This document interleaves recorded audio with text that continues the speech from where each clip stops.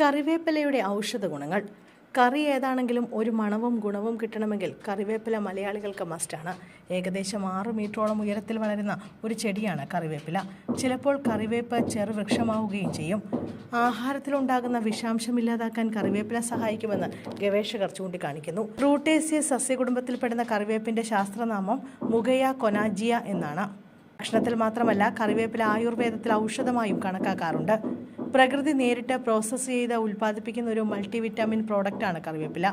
കറിവേപ്പിലയും ചുക്കും കുരുമുളകും സമമായി അളവിലെടുത്ത് കഷായം വെച്ച് കുടിച്ചാൽ പനി പമ്പ കടക്കുമെന്നാണ് ആയുർവേദ വിദഗ്ധർ അഭിപ്രായപ്പെടുന്നത്.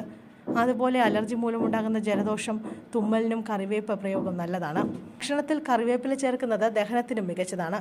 വേനൽക്കാലത്തുണ്ടാകുന്ന ശരീരത്തിലെ ചൂടുകുരുവിനും തിണർപ്പിനും കറിവേപ്പില വെണ്ണ പോലെ അരച്ച് ദിവസവും ദേഹത്ത് പുരട്ടുന്നത് നല്ലതാണ്. കറിവേപ്പിലയും മഞ്ഞളും ചേർത്ത് മോര് കാച്ചി ദിവസവും രാവിലെ വെറും വയറ്റിൽ കഴിക്കുന്നത് ദഹന സംബന്ധമായി ഉണ്ടാകുന്ന രോഗങ്ങൾ മാറുന്നതിന് സഹായിക്കുമെന്ന് ആയുർവേദത്തിൽ പറയുന്നു. ഇതിൽ vitamin A, C, E, B complex, ഇരുമ്പ്, കാൽഷ്യം തുടങ്ങിയ നിരവധി പോഷകങ്ങൾ അടങ്ങിയിട്ടുണ്ട്.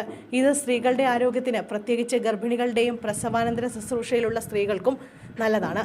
പ്രതിരോധശേഷി കുറയുന്നതിനും അകാല വാർദ്ധക്യത്തിനും പ്രധാന കാരണങ്ങളിലൊന്നായ ഓക്സിഡേറ്റീവ് സമ്മർദ്ദത്തെ ചെറുക്കുന്ന ആൻറ്റി ഓക്സിഡൻറ്റുകളും വിറ്റമിൻ സി, ഇ എന്നിവയും കറിവേപ്പിലയിൽ ധാരാളം അടങ്ങിയിട്ടുണ്ട്.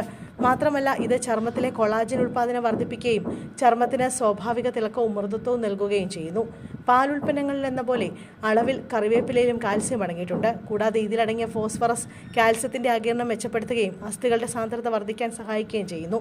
പ്രസവശേഷം അമ്മമാർക്കും ഓസ്റ്റിയോപൊറോസിസ് സാധ്യതയുള്ളവർക്കും കറിവേപ്പില പതിവായി കഴിക്കാവുന്നതാണ്.